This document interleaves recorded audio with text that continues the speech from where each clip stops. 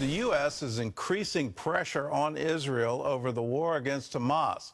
President Biden warned that Israel could lose global support overnight for what he called indiscriminate bombing in Gaza.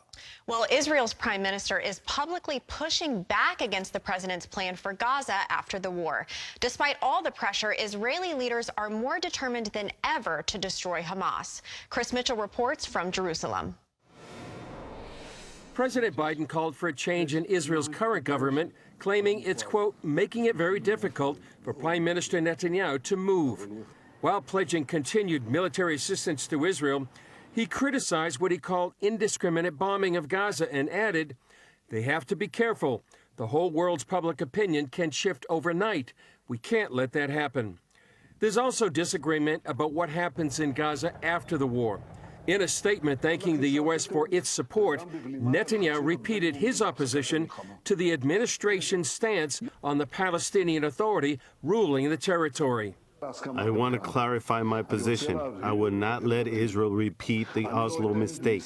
I will not allow that after the great sacrifice of our citizens and fighters, we bring into Gaza those who teach terrorism, support terrorism, finance terrorism. Gaza will be neither Hamastan nor Fatahstan. Tuesday, the UN General Assembly voted for an immediate ceasefire. Israeli Ambassador Gilad Erdan blasted the vote. No piece of paper, especially one that is adopted by a biased, politicized majority, will prevent Israel from defending itself against those that seek our destruction. Israel is fighting a war for her future. There is not a single member state here, not a single member state here that would act differently in a similar situation. A Wall Street Journal poll showed a majority of Americans support Israel in its fight against Hamas. 55% said Israel is taking the military action needed to defend itself and prevent another attack by Hamas, while only 25% said Israel's military action is disproportionate and going too far. Meanwhile, in Gaza, 8 Israeli soldiers died in the fighting on Tuesday.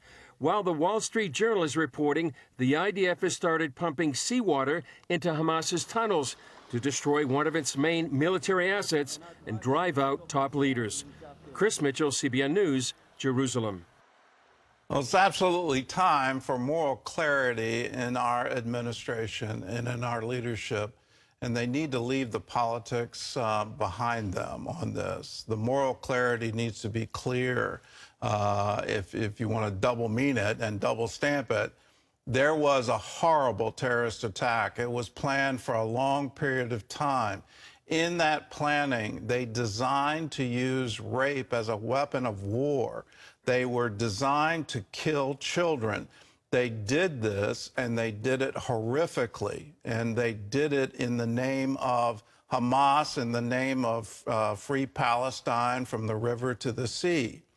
Now, Israel has an absolute moral right to defend itself and to take Hamas off the map so Hamas cannot exist anymore. But what's happening right now, and you heard it from our own president, that Israel has to be careful, that public opinion can turn overnight. Public opinion isn't going to turn at all. We all recognize what Hamas did. What is happening is the Democratic Party is turning overnight, and it's splitting right now.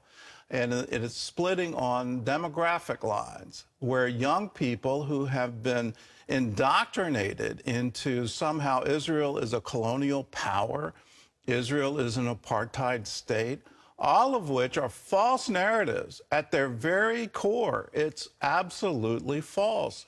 Israel has a right to the land of Israel, the Jewish people. It's their ancestral homeland.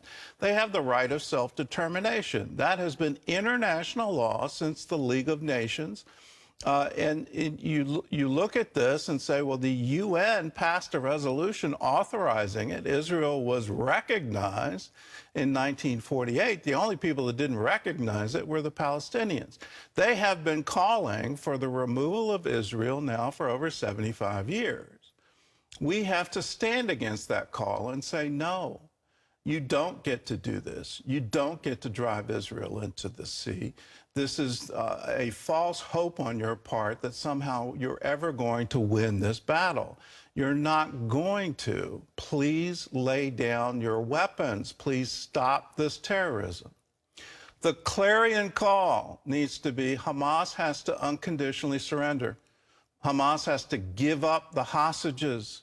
Hamas has to stop terrorism. And until they do, Israel has every right to pursue this war.